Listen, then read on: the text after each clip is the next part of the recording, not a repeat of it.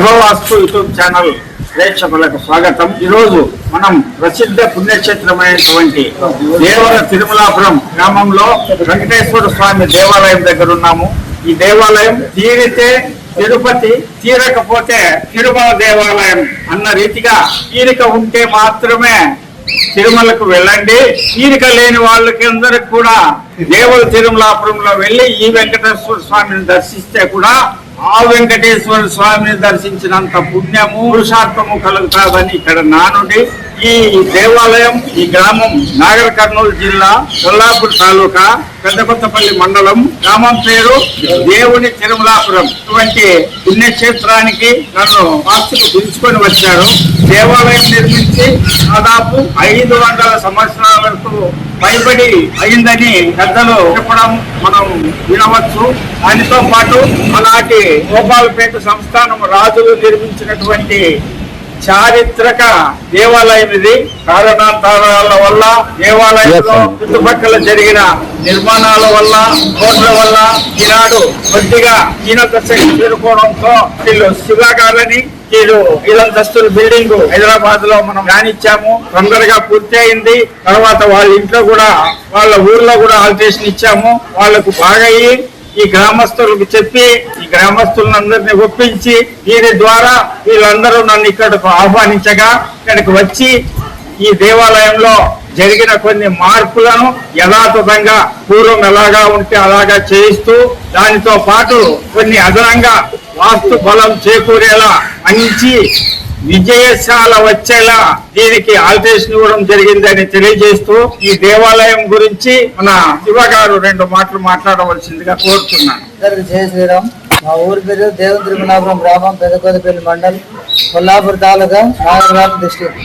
తీరితే తిరుపతి, తీరపోతే తిరుమలాపురం పోవాలని ఒక పెద్దలు అప్పుడు నిర్ణయించారు.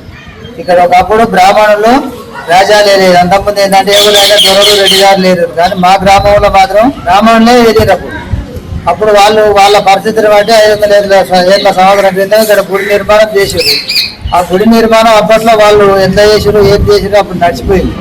ఇప్పుడున్న స్థితిలో ఇప్పుడున్న టెక్నాలజీ ప్రకారం వాస్తు ప్రకారం ఏమైనా దోషాలు ఉన్నాయా, ఏమైనా ప్రాబ్లాలు ఉన్నాయని స్వామిని ఇక్కడ పిలిపించడం జరిగింది.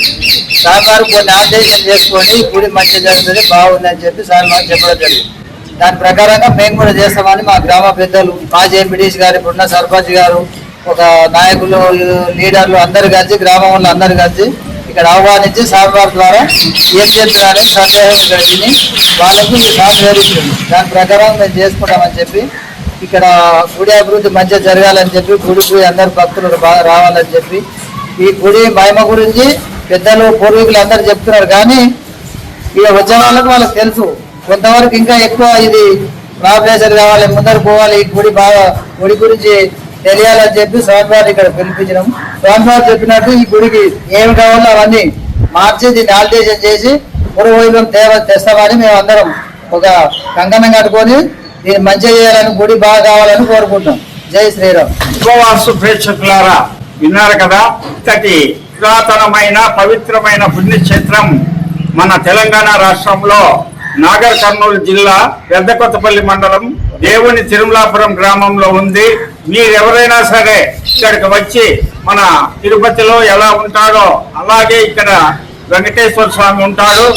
మీరందరూ కూడా వచ్చి ఒకసారి ఇక్కడ వెంకటేశ్వర స్వామిని దర్శించుకొని మీరు పవిత్రులు కావాలని కోరుతూ ఇలాంటి పుణ్యక్షేత్రాలకి నన్ను వాస్తుకు పిలవడం, నా ద్వారా దేవాలయం యొక్క ఆల్టరేషన్ జరగడం నాకు చాలా ఆనందంగా ఉంది అని తెలియజేస్తూ మీ వాస్తు పండిట్ చందక్చర్ల ధనంజయ స్వామి, భూమానందాశ్రమము, మడకశిర, హరి ఓం తత్సత్.